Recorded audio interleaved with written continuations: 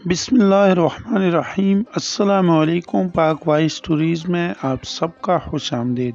قسط نمبر 4۔ 2 دن کے وقفے کے بعد اسلام شاہ نے نیازیوں پر حملہ کیا تو نیازیوں نے جم کر لڑائی کی، مگر تعداد میں اچانک کمی کے باعث جنگ ہار گئے۔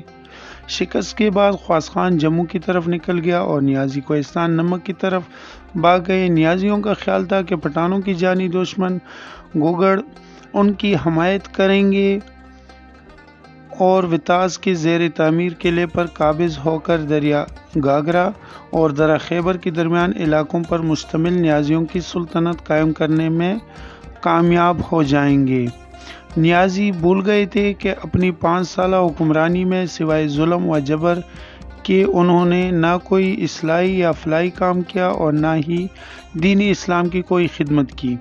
جن حکمرانوں نے عدل و انصاف قائم کیا، مدارس اور مساجد تعمیر کروائے، علماء کی خدمت کی، شفاخانے بنوائے اور رہائے پروری کے عوام نے ہمیشہ ان کے لیے اپنی جانیں نچھاور کی۔ ہیبت خان نیازی نے شیرشاہ کے حکم پر ملتان کی تسخیر کا منصوبہ بنایا تو حضرت بابا فرید گنج شکر رحمۃ اللہ علیہ کے خلیفہ حضرت شیخ ابراہیم رحمۃ اللہ علیہ نے اس سے لشکر کشی سے منع کیا۔ شیخ نے ہیبت خان کو خط لکھا اور حاکم ملتان سے صلح رحمی کی درخواست کی۔ حاکم ملتان فتح خان جٹ بھی خونریزی کے حق میں نہ تھا، وہ بھی شیرشاہ سے امن کا معاہدہ کرنا چاہتا تھا۔ ملتان کے گرد و نواح میں بلوچ قبائل کثیر تعداد میں آباد تھے اور حاکم ملتان کی اطاعت گزار تھے۔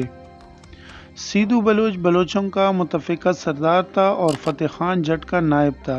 ہیبت خان نیازی اور خواص خان کے درمیان بھی چپکلش تھی اور شہزادہ جلال شاہ اسلام شاہ بھی ہیبت خان نیازی سے خائف رہتا تھا۔ ہیبت خان نیازی اور فتح خان جٹ کے درمیان کروڑ کے مقام پر خونریز معرکہ ہوا اور فتح خان جٹ کو شکست ہوئی۔ فتح خان اور سیدو بلوچ کروڑ کے کچے قلعے میں محصور ہو گئے تو ہیبت خان نے شیخ ابراہیم رحمۃ اللہ علیہ کو اپنا سفیر بنا کر بھیجا اور وعدہ کیا کہ وہ دونوں سے صلح کر لے گا اور کسی قسم کا نقصان نہ پہنچائے گا۔ شیخ ابراہیم کے کہنے پر فتح خان جٹ اور سیدو بلوچ 20 گز کے فاصلے پر نیازی کیمپ پہنچے تو ہیبت خان نیازی نے دونوں کو گرفتار کر لیا۔ سیدو بلوچ رات کی تاریکی میں نیازیوں کا گھیرا توڑ کر بھاگ نکلا، مگر فتح خان جٹ کو بے دردی سے قتل کر دیا گیا۔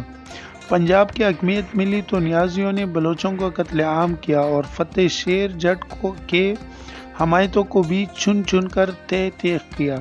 نیازیوں کی حکمرانی اور عوام الناس سے برتاؤ دیکھتی ہوئی گگڑوں نے اسلام شاہ سے دوستی کا ہاتھ بڑھایا اور نیازیوں کی کوئی مدد نہ کی۔